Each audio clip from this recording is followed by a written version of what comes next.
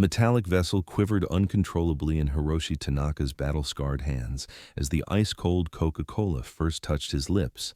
The carbonated nectar struck his desert-dry throat like electrifying fire. Surrounding him, fellow Japanese prisoners of war gazed in stunned disbelief as American guards distributed hamburgers encased in crisp paper wrappings. Golden French fries nestled in cardboard boxes alongside bottles of effervescent refreshment that gleamed like molten gold beneath the merciless Nevada sun. August 1945 had arrived, and these warriors who had spent grueling years convinced they would perish defending their emperor now faced something infinitely more earth-shattering than battlefield defeat. They were witnessing their inaugural confrontation with American prosperity, a revelation so foreign it resembled discovering an entirely different universe. Tanaka, once a seasoned sergeant within the Imperial Japanese Navy, had anticipated execution or brutal torture following his capture during the catastrophic Battle of the Philippine Sea. Never had he imagined finding himself positioned at a wooden picnic table in Camp McCoy, Wisconsin, observing American soldiers nonchalantly discarding partially consumed sandwiches into waste receptacles, while he and his comrades received superior nourishment than countless Japanese civilians had experienced in years. The cultural devastation proved so overwhelming that numerous prisoners initially rejected sustenance, convinced the plentiful provisions were either toxified or components of sophisticated psychological manipulation. Yet this narrative transcends mere hamburgers and Coca-Cola. It chronicles the explosive collision between two incompatible civilizations, one propelled by deprivation, dignity, and self-denial, the other energized by prosperity, effectiveness, and industrial manufacturing. When Japanese prisoners of war confronted American detention facilities during World War II, they weren't simply enduring imprisonment. They were receiving their primary exposure to a commercial society that would eventually transform their motherland and the global community. 1942 had dawned, and the Pacific conflict was devouring both nations within a destructive vortex that would ultimately consume millions of human lives. For Japan, this represented a desperate struggle for existence against Western colonialism, a holy crusade where death surpassed surrender in honor. The Bushido philosophy, profoundly ingrained within Japanese military traditions, instructed warriors that capture signified disgrace, not merely for themselves, but for their families and ancestral lineage. This wasn't superficial propaganda. It constituted a conviction system so compelling that Japanese soldiers would literally select death over captivity, frequently ending their own existence rather than confront the humiliation of submission. Meanwhile, across the Pacific expanse, America was marshaling its industrial powerhouse on a magnitude never previously witnessed in human civilization. Manufacturing plants that formerly produced motor cars now generated tanks and warplanes.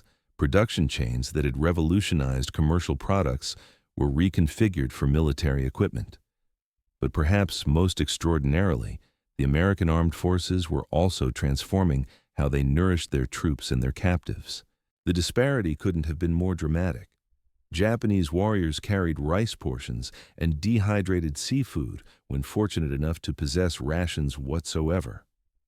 Many survived on whatever they could scavenge from tropical environments or seize from adversary supplies. Their equipment was frequently improvised, their supply chains extended impossibly narrow across thousands of oceanic miles. They battled with the intensity of men who believed their immortal souls depended upon triumph, but they fought famished, diseased, and increasingly hopeless. As the conflict prolonged, American forces, conversely, were supported by an industrial mechanism capable of producing not merely weaponry and vehicles, but an inexhaustible torrent of processed nourishment, bottled refreshments, and manufactured commodities. The identical nation that had conceived the production line and mass manufacturing was now implementing those innovations to warfare on a planetary scale. When American soldiers advanced into combat, They transported K-rations containing chocolate confections, tobacco products, and instant coffee. When they established detention camps, they brought the complete infrastructure of American consumer culture, including the fast food and carbonated beverages that would soon astound their Japanese prisoners. The initial substantial wave of Japanese captives began reaching American custody following the Guadalcanal campaign in late 1942 and early 1943. These were not the shattered, dispirited soldiers that American commanders might have anticipated. Many were elite forces, Marines, paratroopers, and naval aviators who had spearheaded Japan's early conquests across the Pacific. They had seized Singapore, Hong Kong, and the Dutch East Indies. They had bombed Pearl Harbor and controlled the oceans from the Philippines to the Solomon Islands. Now, abruptly, they discovered themselves imprisoned in a territory that seemed to function according to completely different principles. The astonishment commenced the instant they were processed into American custody. Sergeant Yukio Matsumoto, captured during the brutal fighting on Saipan, later recounted his bewilderment at the medical attention he received. "The American physicians cleansed my injuries with materials I had never encountered," he remembered in post-war testimonies. "They possessed bandages arriving in sterile packaging, medications in glass containers with printed specifications, and instruments that sparkled like precious metal. In Japan, even our military hospitals were depleting basic supplies. Here, they appeared to maintain an unlimited quantity of everything. But it was the sustenance that truly staggered their comprehension." American military philosophy during World War II emphasized maintaining prisoners healthy and well-nourished, partially for pragmatic reasons. Ill prisoners demanded additional resources, but also as components of a broader strategy to demonstrate American dominance. The Geneva Conventions established a foundation for prisoner treatment, but American camps frequently surpassed those requirements by considerable margins. The initial meal many Japanese prisoners received in American custody was often their introduction to mass-produced American cuisine. Preserved meat, processed dairy, white bread that seemed impossibly tender and sugary compared to the coarse grain products they recognized from home. But perhaps nothing symbolized the cultural chasm more than Coca-Cola. By 1943, Coca-Cola had become so essential to American military culture that the corporation had established bottling facilities near major installations and even in combat zones. The sweet carbonated beverage was perceived as a taste of home for homesick soldiers. But for Japanese prisoners encountering it initially, it represented something nearly incomprehensible. A liquid that served no nutritional function, provided no sustenance, yet was consumed purely for enjoyment and readily available even during wartime. Lieutenant Commander Saburo Hayashi, shot down over the Marshall Islands, described his first encounter with American prison camp existence in striking detail. "They transported us to a location that resembled a miniature metropolis. There were structures arranged in perfect formations with electricity, flowing water, and paved streets. The American guards moved with a casualness that shocked us. They chewed gum, smoked cigarettes freely, and seemed completely unconcerned about preserving resources. When they offered us lunch, I thought it was some kind of examination. The lunch in question was hamburgers, French fries, and Coca-Cola, a meal that would become legendary among Japanese prisoner communities. The hamburger, an assembly line creation of ground beef, processed cheese, and mass-produced rolls, represented the pinnacle of American industrial food production. The French fries, cut to uniform dimensions and deep-fried in abundant cooking oil, showcased a level of resource availability that seemed almost supernatural to men who had been fighting a war of extreme scarcity. And the Coca-Cola, with its complex formula and global distribution network, embodied the reach and sophistication of American consumer capitalism. Many prisoners initially refused to consume these strange new foods. Some suspected poison. Others worried that accepting American hospitality would somehow dishonor their oath to the emperor. But hunger has a way of overcoming ideology, and gradually, cautiously, The prisoners began to sample what their captors offered. The taste experiences were revolutionary. Japanese cuisine, refined over centuries, emphasized subtle flavors, seasonal ingredients, and careful preparation. American fast food, by contrast, was designed for mass appeal, bold flavors, and efficient consumption. The hamburgers were salty, greasy, and satisfying in ways that rice and fish could never be. The French fries delivered concentrated calories and satisfaction. The Coca-Cola provided an intense sugar rush that many prisoners found almost addictive. But beyond the sensory experience was something even more profound, the realization of what these foods represented. Here was a nation that could afford to feed its prisoners better than many Japanese civilians were eating. Here was a military that had so much surplus production capacity that it could manufacture soft drinks and distribute them freely. Here was an enemy that seemed to possess resources on a scale that made Japan's entire war effort look like a desperate gamble. Private First Class Kenji Nakamura, captured during the fighting on Iwo Jima, put it most succinctly. We had been told that Americans were soft, that they were weak because they loved comfort more than honor. But when I saw how much they could produce, how easily they could create abundance, even in prison camps thousands of miles from home, I began to understand that we had been fighting a war we could never win. The prison camps themselves reinforced this message at every turn. Camp Shelby in Mississippi, Camp McCoy in Wisconsin, Camp Livingston in Louisiana. These facilities were constructed with the same industrial efficiency that characterized everything else in wartime America. Barracks built to standard designs, mess halls capable of feeding thousands, recreational facilities that included libraries, sports fields, and even movie theaters. The contrast with Japanese facilities was stark.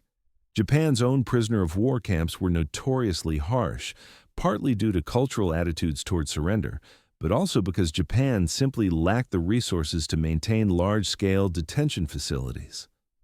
Japanese military doctrine had never anticipated having to house and feed large numbers of enemy prisoners, and the country's strained supply lines couldn't support such operations, even if the will had been there.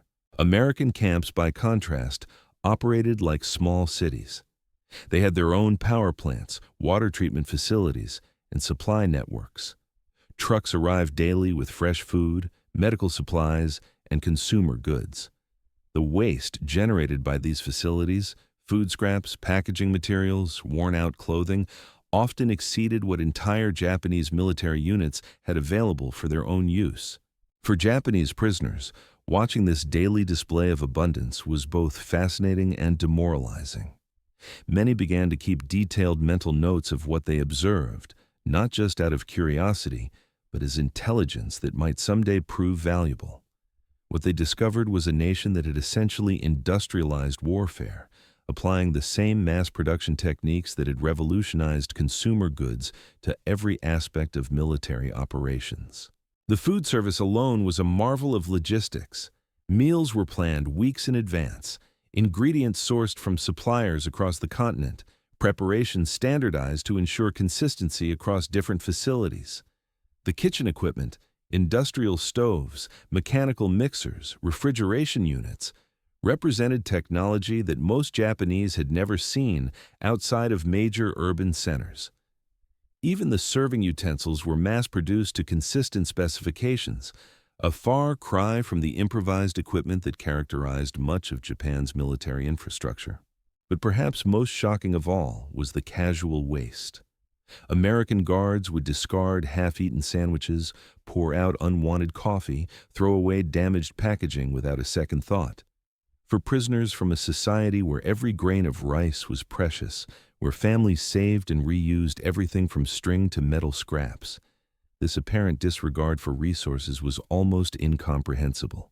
Some prisoners tried to collect and save items that Americans casually discarded.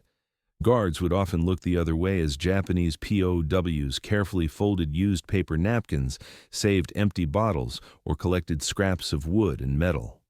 What the guards saw as harmless collecting, the prisoners saw as gathering precious resources that might have value in a post-war world where scarcity would surely return. The cultural exchange worked both ways. American guards, many of them young men from small towns and rural areas, were often equally fascinated by their Japanese captives. Here were representatives of a mysterious enemy culture, men who had fought with legendary ferocity, but who now seemed almost childlike in their wonder at American abundance. Some guards began to see their prisoners not as faceless enemies, but as individuals with their own stories, fears, and dreams. Corporal James Mitchell from Iowa, who worked as a guard at Camp McCoy, later wrote about his experiences. At first, we thought they were all fanatics who would try to kill us the first chance they got. But watching them react to simple things like ice cream or a candy bar, you realize they were just soldiers like us. Except they'd been fighting a war with almost nothing while we had everything we could want and more. These personal connections formed over shared meals and simple human interactions would prove crucial in the months and years to come. As the war ground toward its inevitable conclusion, many Japanese prisoners began to realize that their pre-war assumptions about American society had been not just wrong, but dangerously naive. The fast food and Coca-Cola were just the most visible symbols of a deeper truth, that America possessed not just superior military technology, but superior productive capacity on every level. The same factories that could churn out thousands of identical hamburgers could also produce tanks, aircraft, and ships at rates that Japan could never match. The same distribution networks that delivered soft drinks to remote prison camps could also supply ammunition, fuel, and equipment to armies fighting on multiple continents simultaneously. As 1944 turned into 1945, and reports of American bombing raids on Japanese cities began to filter into the prison camps, many Japanese prisoners began to grapple with an uncomfortable realization. They had been fighting a war against an enemy whose resource base was so vast that they could afford to treat prisoners better than Japan could treat its own soldiers. The implications were staggering, and they would only become more apparent as the war rushed toward its dramatic conclusion. The stage was set for revelations that would shake these prisoners to their core, challenging everything they had believed about their homeland, their enemy, and the nature of modern warfare itself. But that transformation was still to come, hidden in the months ahead like a secret ingredient in a Coca-Cola formula, waiting to change everything these men thought they knew about the world. By the spring of 1945, the impossible had become routine in American prison camps across the continental United States. Japanese prisoners who had once viewed a single grain of rice as precious now watched American guards casually open fresh cans of Coca-Cola, take a few sips, and abandon them half-finished. Men who had been taught that death was preferable to surrender were learning to operate ice cream machines in camp mess halls. The transformation wasn't just dietary. It was philosophical, challenging the very foundations of everything these prisoners had believed about strength, honor, and what it meant to be a powerful nation. Captain Ichiro Sato, formerly of the Imperial Japanese Army's 32nd Infantry Regiment, had spent 3 months at Camp Livingston in Louisiana when he experienced what he would later describe as his moment of complete awakening. It was a sweltering afternoon in May 1945, and the camp's American commander had arranged for a special treat. A Coca-Cola truck would visit the prison compound, and each prisoner would receive an ice-cold bottle of the famous soft drink. Sato watched in fascination as the red truck pulled up to the camp gate. The driver, a cheerful man in his 50s wearing a company uniform, began unloading cases of bottles with practiced efficiency. Each bottle was identical, each cap perfectly crimped, each label printed with the same flowing script that Sato had now learned to recognize as the Coca-Cola trademark. But what struck him most profoundly wasn't the uniformity of the product. It was the casual abundance of the entire operation. This truck, Sato later wrote in his memoirs, served not just our camp, but a dozen other facilities across Louisiana. The driver told us through an interpreter that his company produced millions of these bottles every day, not just for the military, but for ordinary civilians who could buy them at any corner store. I tried to imagine millions of bottles being produced daily, and I could not. In Japan, we treasured a single orange. Here, they were manufacturing liquid refreshment on an industrial scale that boggled the mind. The Coca-Cola distribution system that seemed so routine to Americans represented something revolutionary to Japanese prisoners. Here was a single company that had managed to establish production and distribution networks spanning an entire continent and beyond. Coca-Cola plants were operating in war zones, on remote islands, wherever American forces were stationed. The same logistical capability that could deliver soft drinks to the middle of Louisiana could deliver ammunition to the front lines in the Pacific, fuel to aircraft carriers, and medical supplies to field hospitals. But it wasn't just the scale that impressed the prisoners, it was the apparent effortlessness of it all. American abundance seemed to flow as naturally as water from a tap. Food appeared in mess halls 3 times a day without fail. Clean clothing was distributed weekly. Medical supplies never seemed to run short. Entertainment, movies, books, sports equipment arrived regularly, as if someone somewhere was carefully monitoring the morale of enemy prisoners and ensuring they had access to diversions that most Japanese civilians could only dream of. Lieutenant Masao Fujiwara, a naval aviator who had been shot down over Guadalcanal, found himself assigned to work in the camp's kitchen as part of the prisoner labor program. What he discovered there challenged everything he thought he knew about food production and military logistics.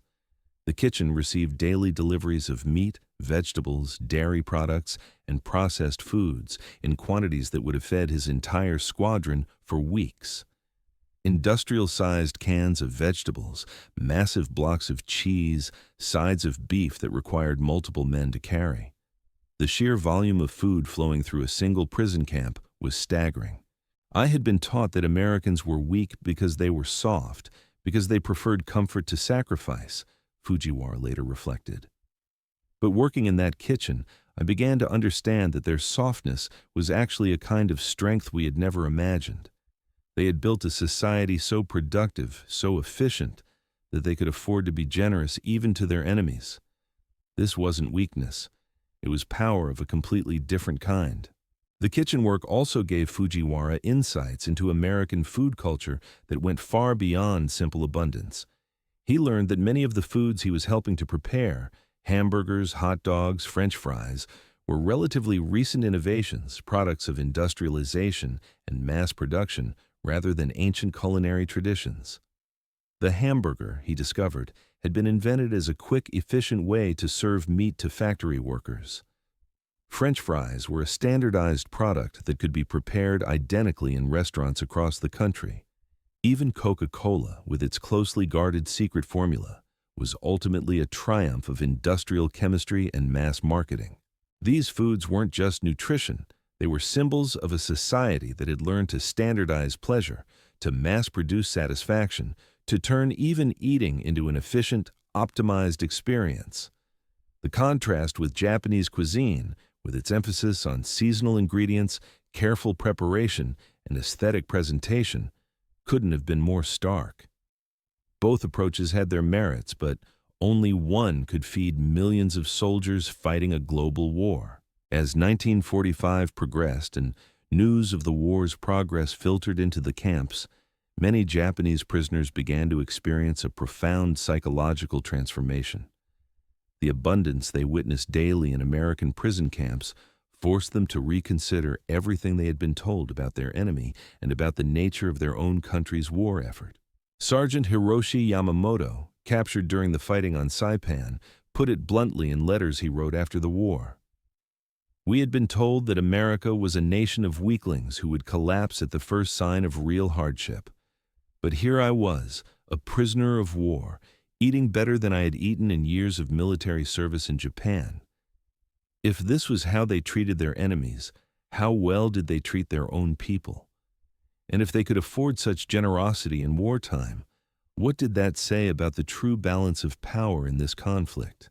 The question haunted many prisoners as the summer of 1945 wore on. Reports from the Pacific Theater were becoming increasingly grim for Japan. American bombers were ranging freely over Japanese cities, and the prison camp guards spoke openly of inevitable victory. Some prisoners clung to hope that Japan's legendary fighting spirit would somehow prevail. But the evidence of American industrial might was all around them, as visible as the Coca-Cola bottles that accumulated in waste bins and the hamburger wrappers that littered picnic tables. The end, when it came, was swift and shocking. On August 15, 1945, Emperor Hirohito's surrender broadcast reached the prison camps through Japanese-language radio programs. For many prisoners, the news was devastating, not just because their country had lost, but because the reality of defeat forced them to confront how completely they had misunderstood the nature of the conflict they had been fighting. In the days following Japan's surrender, something remarkable happened in American prison camps. The psychological barriers between captors and captives began to break down in ways that would have seemed impossible just weeks earlier. American guards, many of whom had lost friends and family members in the Pacific War, found themselves sharing meals and conversations with former enemies who now seemed less like dangerous fanatics and more like fellow humans trying to make sense of a changed world. The fast food and soft drinks that had once symbolized an alien culture now became bridges to understanding. Japanese prisoners who had initially been suspicious of hamburgers and Coca-Cola now found comfort in these familiar camp foods. Some guards began teaching prisoners how to prepare American dishes, while prisoners shared techniques for preparing rice and vegetables in ways that American cooks had never imagined. Private Kenji Suzuki, who had spent over a year at Camp McCoy, described the post-surrender period as a time of profound learning. Before the surrender, I ate American food because I was hungry and had no choice. After the surrender, I began to understand what this food represented. It wasn't just about feeding people efficiently. It was about creating a shared experience, a common culture that could unite people from different backgrounds. When I watched American soldiers from different states, different ethnic backgrounds, all enjoying the same hamburgers and Coca-Cola, I began to understand something important about how American society worked. This insight would prove prophetic. In the months following Japan's surrender, as prisoners began to be processed for repatriation, many found themselves reluctant to return to a homeland they now realized they barely understood. The Japan they had left was a society built on scarcity, hierarchy, and sacrifice. The America they had discovered was built on abundance, efficiency, and mass consumption. The contrast raised uncomfortable questions about which model would prove more successful in the post-war world. The repatriation process itself provided one final lesson in American organizational efficiency. Prisoners were processed through massive staging areas where they received new clothing, medical examinations, and documentation. The logistics were staggering. Thousands of former prisoners of war, each requiring individual attention, processed through a system that moved with clockwork precision. And throughout it all, the familiar comforts of American mass culture were present. Hot meals served on standardized trays, cold soft drinks available at every stop, entertainment and diversion provided as routinely as medical care. Many prisoners received care packages for their journey home containing items that would have been luxury goods in wartime Japan: chocolate bars, cigarettes, canned foods, and yes, bottles of Coca-Cola for the long ship voyage back to their devastated homeland. The generosity was both touching and strategic, a final demonstration of American abundance that would send these former enemies home with a very different understanding of the nation they had fought. The ships that carried Japanese prisoners back to their homeland in late 1945 and early 1946 were themselves symbols of American industrial might. Many were Liberty ships, mass-produced cargo vessels that had been churned out by American shipyards at the rate of one every few days during the war's peak. These vessels, loaded with repatriated prisoners and relief supplies, represented the same productive capacity that had made hamburgers and Coca-Cola available in remote prison camps throughout the war. As these ships approached the Japanese coastline, many former prisoners got their first glimpse of what American bombers had done to their homeland. Cities lay in ruins, harbors were clogged with sunken ships, and the industrial infrastructure that had once seemed so impressive to Japanese eyes was now revealed as primitive compared to what they had witnessed in America. The contrast was heartbreaking and illuminating in equal measure. Hiroshi Tanaka, the former naval sergeant whose story opened our narrative, stood at the rail of a repatriation ship as it entered Tokyo Bay in December 1945. In his baggage was a nearly empty bottle of Coca-Cola that he had been saving for this moment. As he looked out at the devastated landscape of his homeland, he took a final sip of the sweet, fizzy drink that had come to symbolize everything he had learned about American power and abundance. "I realized," he later wrote, "that we had been fighting not just a war, but an entire way of thinking about what a modern society could become. We had approached the conflict as if it were still the 19th century, as if willpower and sacrifice could overcome industrial capacity and technological innovation. The Americans had approached it as an engineering problem to be solved through mass production and efficient distribution." Looking at the ruins of Tokyo, it was clear which approach had proven more effective. But the story doesn't end with defeat and devastation. In the years that followed, many former prisoners of war became bridges between the two cultures, helping to rebuild Japan according to principles they had first encountered in American prison camps. The abundance they had witnessed, the efficiency they had observed, the casual prosperity that had once seemed so alien, all of these became models for Japan's remarkable post-war reconstruction. The fast food and soft drinks that had once shocked Japanese prisoners were among the first American cultural exports to gain acceptance in occupied Japan. By the 1950s, Coca-Cola was being bottled in Japan itself, and American-style restaurants were becoming popular in major cities. The former enemies had become students, eager to learn the secrets of abundance and efficiency they had first encountered as prisoners of war. Some of the very men who had once stared in amazement at hamburgers and French fries became entrepreneurs in the new Japan, establishing businesses based on principles of mass production and standardization they had observed in American prison camps.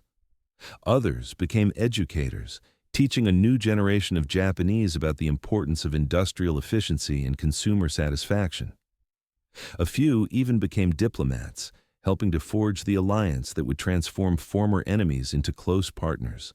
The transformation wasn't just economic, it was cultural and psychological. The Japan that emerged from occupation was a nation that had learned to embrace abundance rather than scarcity, efficiency rather than sacrifice, prosperity rather than mere survival. The young Japanese who grew up in this new society would find hamburgers and Coca-Cola as familiar as rice and tea, symbols not of foreign occupation, but of modern prosperity. Today, Japan is one of the world's most prosperous nations, a leader in technology and manufacturing, a society that has mastered the art of mass production and efficient distribution. Visitors to Tokyo or Osaka can find McDonald's restaurants serving hamburgers and Coca-Cola on virtually every street corner, indistinguishable from their American counterparts. The foods that once represented an alien culture have become as Japanese as sushi and sake. But perhaps the most profound legacy of those prison camp encounters lies not in the spread of fast food, but in the transformation of thinking about what a society can achieve when it prioritizes abundance over scarcity, efficiency over tradition, and pragmatic solutions over ideological purity. The Japanese prisoners who marveled at American abundance in 1945 lived to see their own country become a model of prosperity and efficiency that other nations would study and emulate. The metal cup may no longer tremble. The hamburgers may no longer seem strange, and the Coca-Cola may have lost its power to shock. But the lesson remains as relevant today as it was in those sweltering prison camps of 1945. That true strength in the modern world comes not from the willingness to sacrifice, but from the capacity to create, to produce, to build abundance where once there was scarcity. In the end, the Japanese prisoners who couldn't believe the fast food and Coca-Cola in American prison camps discovered something more valuable than any military intelligence or strategic secret. They discovered the power of a different way of thinking about human potential, one that would ultimately help transform not just Japan, but the entire modern world. The fizzy drink and the paper-wrapped hamburger had carried within them the seeds of a revolution that would reshape the global economy and redefine what it meant to live in prosperity and peace. The war was over, but the real victory, the triumph of abundance over scarcity, of efficiency over waste, of hope over despair, was just beginning.